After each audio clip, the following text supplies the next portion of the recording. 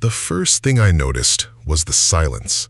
Not the peaceful kind of silence you find in an empty room, but the terrifying silence of a mountain after a snowstorm when every familiar sound has been swallowed beneath layers of white. I stood beside our buried SUV, staring at the narrow mountain road that had disappeared completely, while my strict boss, Saraphina Vale, looked at me with an expression I had never seen on her face before. Fear. We had left the city that morning for an important business meeting at a mountain resort, expecting to return before sunset.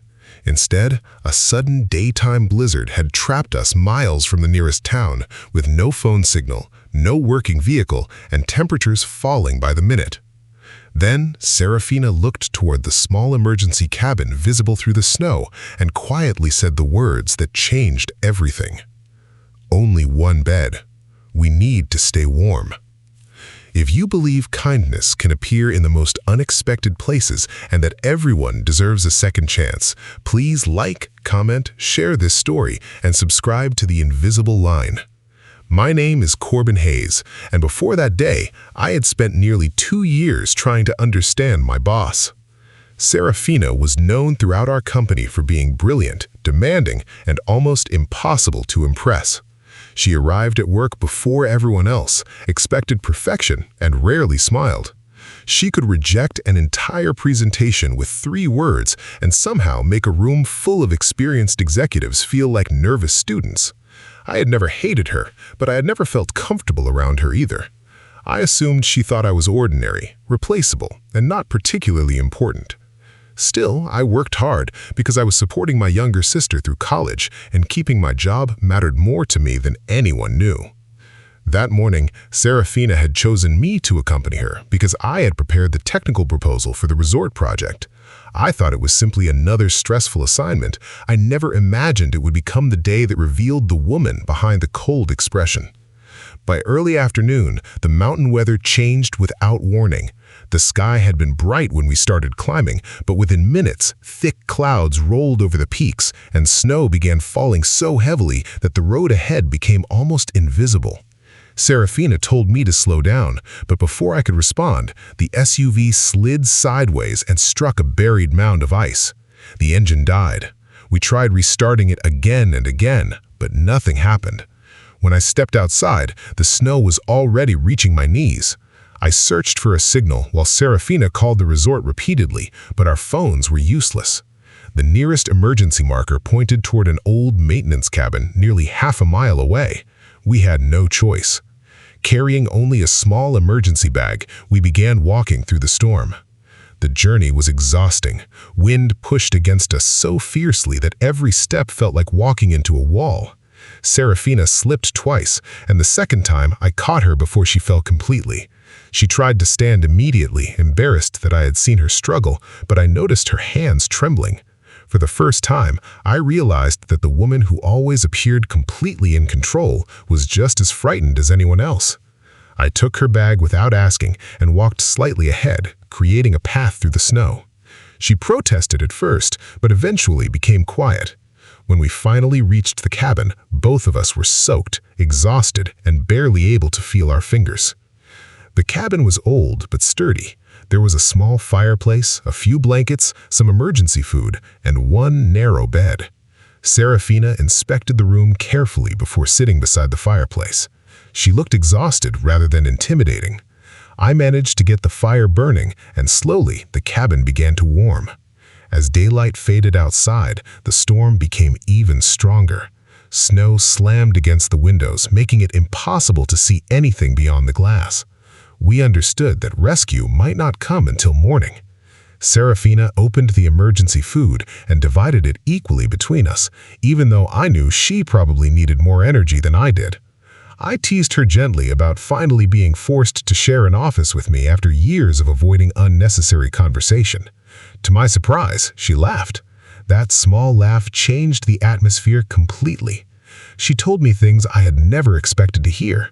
She had grown up believing that showing weakness was dangerous because every time she trusted someone, they eventually used her vulnerability against her. Her father had lost their family business when she was young, and after watching her mother struggle to keep their family together, Saraphina promised herself she would never depend on anyone. Success became her armor. Work became her escape. The strict woman everyone feared had not been created by arrogance. She had been created by fear of losing everything again. I told her about my own struggles, including the sacrifices I made for my sister and the reason I sometimes worked late even when nobody asked me to. For the first time, Saraphina looked at me not as an employee, but as a person. As the night grew colder, the fire began to weaken. We added the last pieces of wood, but it was obvious that the cabin would not remain warm forever. Saraphina looked toward the single bed and then towards me. There was no embarrassment in her expression anymore, only practicality and trust. She reminded me that hypothermia could become dangerous and that staying close beneath the blankets was safer than sitting apart in the freezing room. We lay on opposite sides of the narrow bed, fully clothed and wrapped in every blanket we could find. At first, there was a careful distance between us. Then the temperature dropped again, and without thinking, we moved closer for warmth. Neither of us spoke. Outside, the mountain roared with wind, while inside the tiny cabin, two people who had spent years misunderstanding each other finally stopped pretending they had everything under control. Near dawn, I woke to find Saraphina asleep with her head resting against my shoulder. She looked peaceful, almost younger than she did at the office. I did not move because I was afraid of waking her. When she opened her eyes, she seemed embarrassed for a moment, but instead of pulling away, she simply smiled. A few hours later, rescuers finally reached the cabin. We returned safely to the city, but neither of us returned to the way things had been before. Saraphina became kinder with the entire staff. She still demanded excellence, but she stopped treating mistakes like personal failures. She began asking people how they were doing before asking about deadlines. As for me, I stopped being afraid of her. Weeks later, during a quiet afternoon at the office, Saraphina called me into her office. She thanked me for helping her on the mountain and admitted that she had spent years building walls so high that she had forgotten what it felt like to let someone stand beside her. She told me the storm had taught her something no business course ever could. Strength was not always about surviving alone. Sometimes, strength meant trusting someone enough to let them help you. Our relationship did not suddenly become a fairy tale.